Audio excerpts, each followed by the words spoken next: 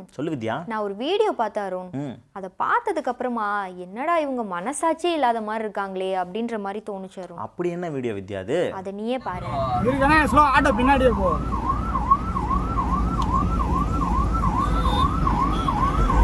வித்யா, நான் கூட இந்த வீடியோவை பார்த்தேன்.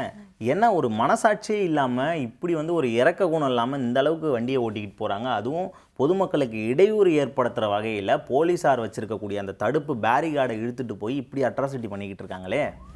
ஆமாம் அருண், இந்த சம்பவம் எங்கே நடந்துச்சுன்னா அருண், சென்னையில் இருக்கக்கூடிய பல்லாவரம் டு துரைப்பாக்கம் போகிற வழியில் ரேடியல் சாலைன்னு ஒன்று இருக்குது. அங்கே பக்கத்தில் இருக்கக்கூடிய கீழ்கட்டளை அப்படின்ற பகுதியில் தான் இது நடந்துச்சு அருண்.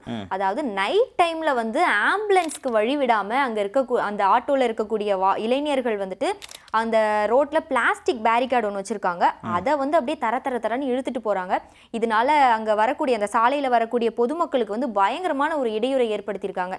ஒரு வேளை பைக்கோ காரோ அவங்க போகிற அந்த ஆட்டோக்கு முன்னாடி வந்திருந்தா என்ன ஆயிருக்கும் பாரு. இதில் முக்கியமான விஷயம் என்னன்னா, அவங்க ஆம்புலன்ஸ்க்கு வழி விடாமல் போகிறாங்க. அந்த ஆம்புலன்ஸில் இருக்கக்கூடிய ஹாரன் சத்தம் நம்மளுக்கே பயங்கரமாக கேட்குது.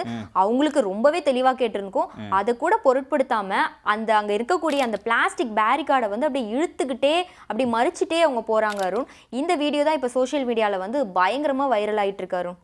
கண்டிப்பாக இந்த அது இப்போ தான் சமீபத்தில் ஒரு சம்பவம் நடந்துச்சு. என்னென்னா, அந்த அடையாறு பகுதிகளில் வாலிபர்கள் எல்லாமே பைக்கில் சாகசம் பண்ணுறது, அராஜகம் பண்ணுறது, வீலிங் பண்ணுறது, அங்கே இருக்கக்கூடிய இரும்பு பேரிகார்டை இழுத்துட்டு போய் அதில் நெருப்பு தீப்பொறியை வர வச்சு வித்த காட்டுறது அப்படிங்கிற மாதிரி செயலில் ஈடுபட்டாங்க. அந்த செயலில் ஈடுபட்ட கிட்டத்தட்ட 6 நபர்களை 6 இளைஞர்களை போலீஸார் கைது பண்ணாங்க.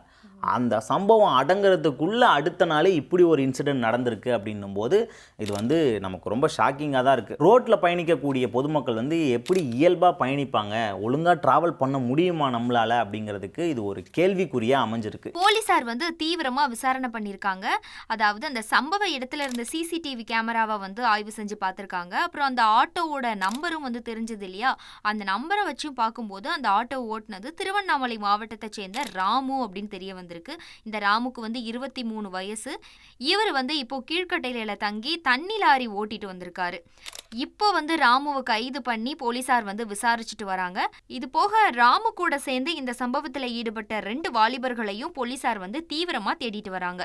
அதனால மக்களே ரோட்ல போகும்போது கொஞ்சம் எச்சரிக்கையா போங்க அப்படிங்கிற தகவலை மட்டும் நாங்க சொல்லிக்கிறோம்.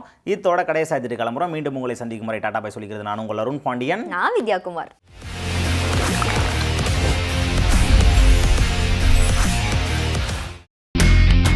இனி செல்லும் இடமெல்லாம் செய்தி.